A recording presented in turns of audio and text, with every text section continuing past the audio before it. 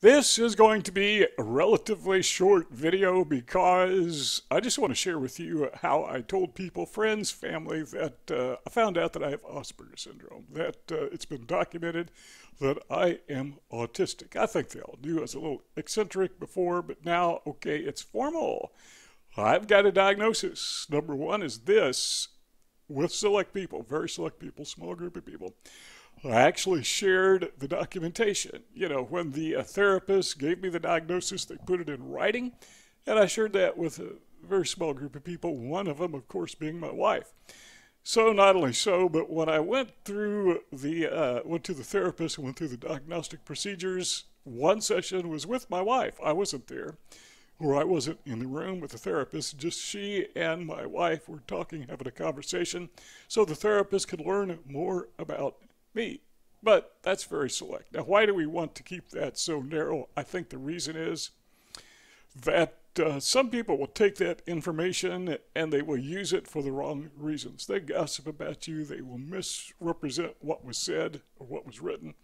Their memory may not be all that well, or they may just flat out lie about it. So they may paint you, portray you to other people as being nuts, where you're not nuts, you just have a neurological order, not a disorder. Is this the way that you are? And you don't care if a select handful of people know exactly what was said, so you show them the documentation. That's okay, but just don't do with it what you want. But my opinion is you want to keep it close. Number two is you want to be ready when you talk to people for off-the-wall responses. And we've done other videos about this, and we're not going to talk about this in detail, but one of the off-the-wall responses was somebody said, I just told them, that I was diagnosed with Asperger's, and they said, well, that's another pill you're going to have to take. Kind of like, so you have a disease, like it's depression. Take pills for depression. Well, truth of the matter is, if you are autistic, there are some comorbid effects that go along with it, and depression being one of them sometimes, and maybe, you do need to take pills for that if they're prescribed and you've seen a qualified physician or doctor or psychologist. But that's not what they meant. They thought maybe, and they just didn't know. I mean, it was an innocent question or innocent observation, but they just assumed it was something that could be managed with medication. Not that I know of, and if there was medication for it, I don't think I'd take it. I like being an Aspie.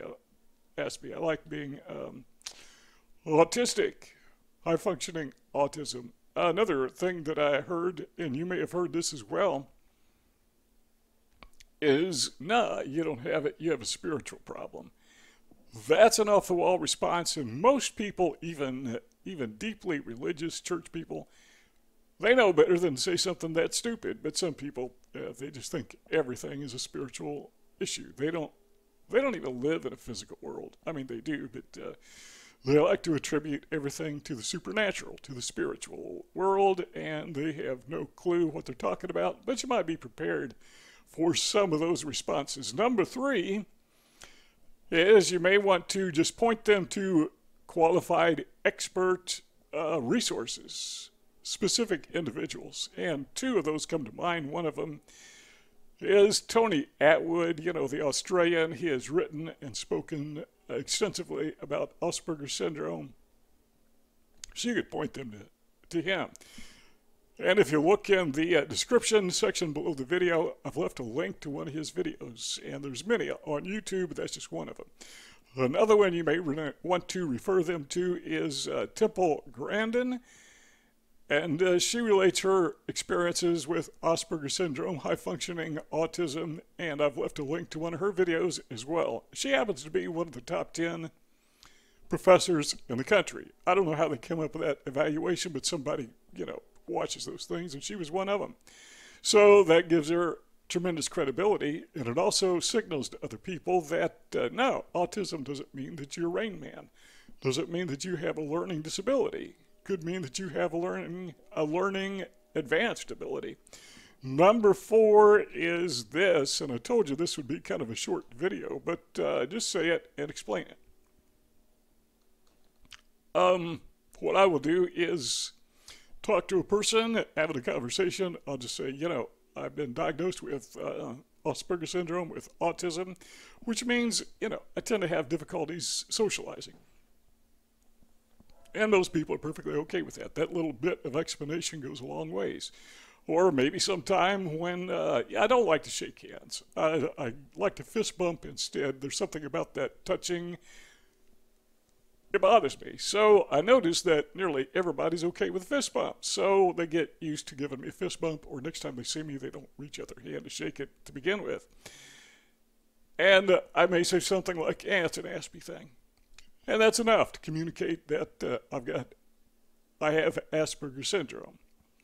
So you just communicate to them very briefly, very shortly, no explanation needed, but just the fact that I'm not touching is explanation in and of itself.